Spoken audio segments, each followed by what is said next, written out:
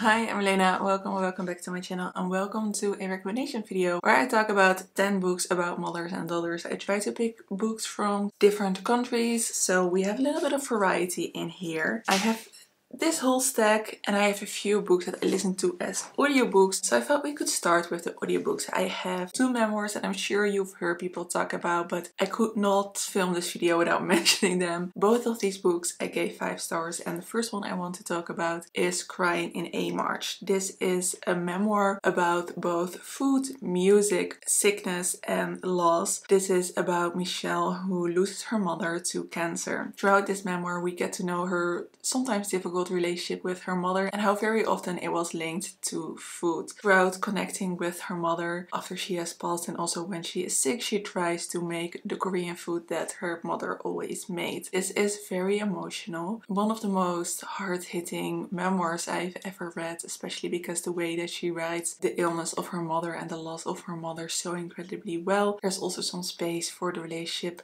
with her father and how that became quite difficult after her mother had passed. I think this was a debut memoir, which I find incredibly impressive because the writing was absolutely gorgeous. This does have some content warnings, of course, due to illness and cancer, which I think will be very difficult to read if you have a recent personal experience with it. But to me, it's a book I will definitely never forget. Another memoir that was very popular last year, but I gave 5 stars because it's worth it, is I'm Glad My Mom Died by Jennette McCurdy.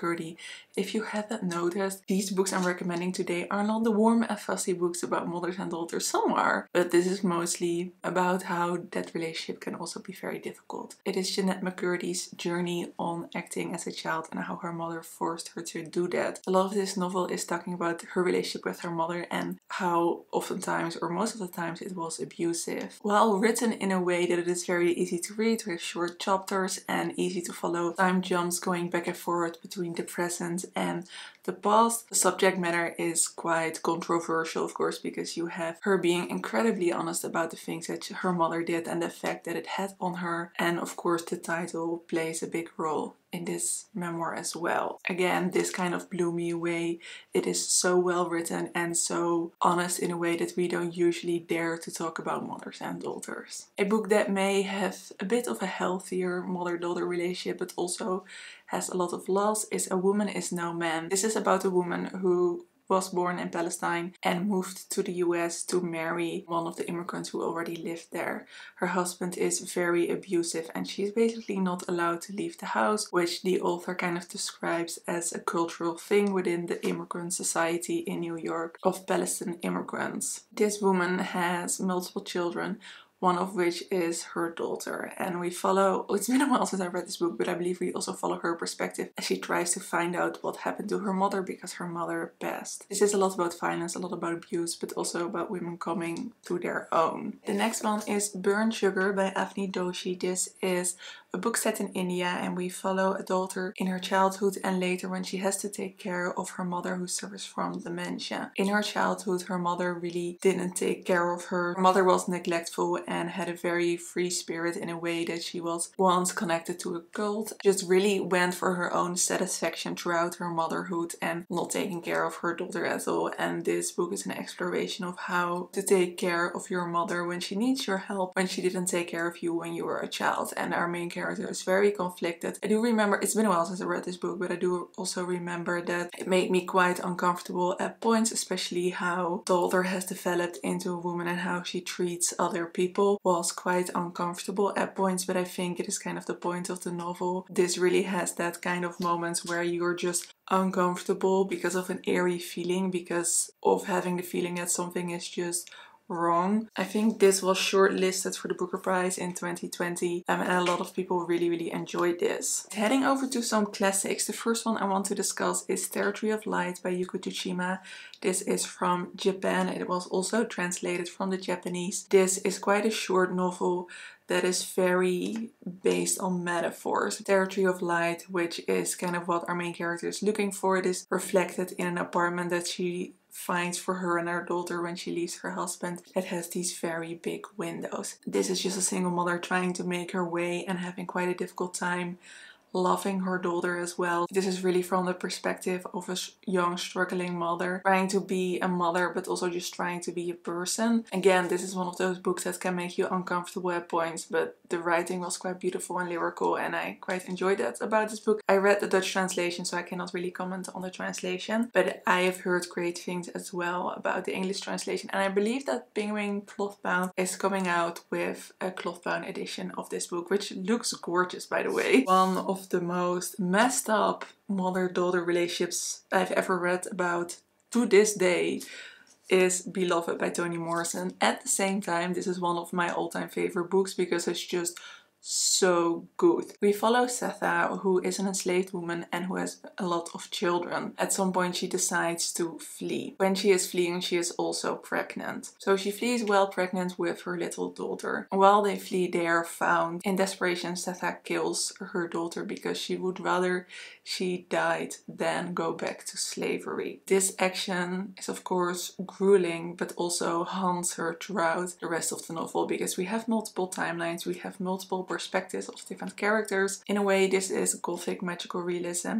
With the death of the child that Setha murders, she comes back in a certain form, which is still kind of debated how exactly she comes back and how it can be explained. But she is a character in this novel, all grown up. There's a lot to explore in this novel. There's a lot about autonomy, about freedom, about love. This novel is everything. It is one of the best books I've ever read. The flow while reading this book is just amazing. But before this becomes a whole you should read Beloved video, this is a recommendation video about mother and daughter relationships. So while one daughter is killed, the other one was still in Setha's belly, and she does give birth to that daughter, and that daughter does grow up when Setha is eventually free. The difference in relationship she has to this ghost or this daughter, whoever she is, and the living daughter is very interesting as well. And their relationship between the three of them is, ooh, it's hard to talk about because you can barely pinpoint it. It's just an eerie feeling, but also an incredibly loving feeling you have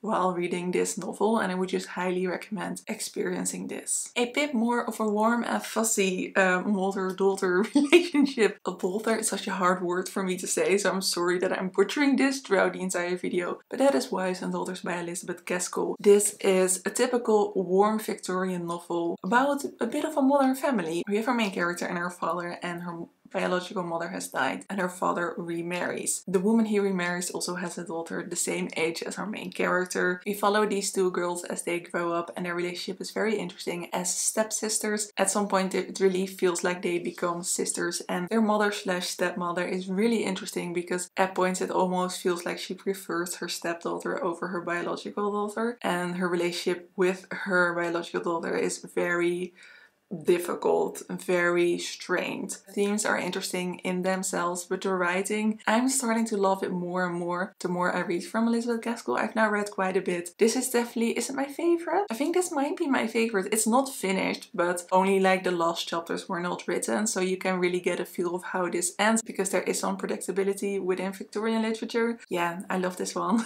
Okay, before I let you go, I have 3 more books. I have Of Women and Salt by Gabriela Garcia. This is quite a short historical fiction novel with, I want to say, a dual timeline, but it has way more timelines than that. Parts are set in Latin America, parts are set in the US, and it's a lot about immigration, and it's also a lot about what immigration does to the relationships between mothers and their children, especially daughters. There's one mother-daughter relationship that is so hard-hitting in this novel where a mom just tries to do her very best, but she cannot protect her daughter. This is a generational story about multiple women trying to do the best they can, and a lot of them mess up heavily.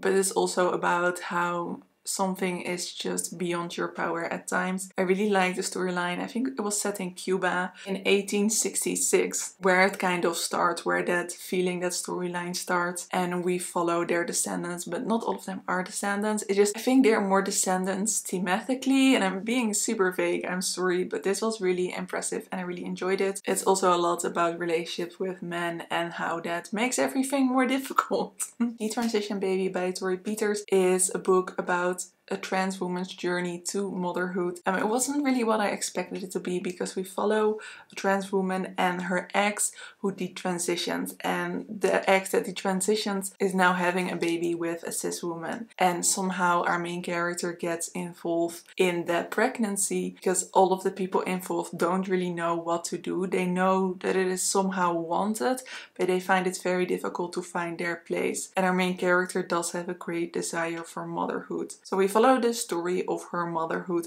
but also just of her being and of her romantic relationships, which are complicated and difficult to read about. They are a comment on society and a comment on how we view trans women.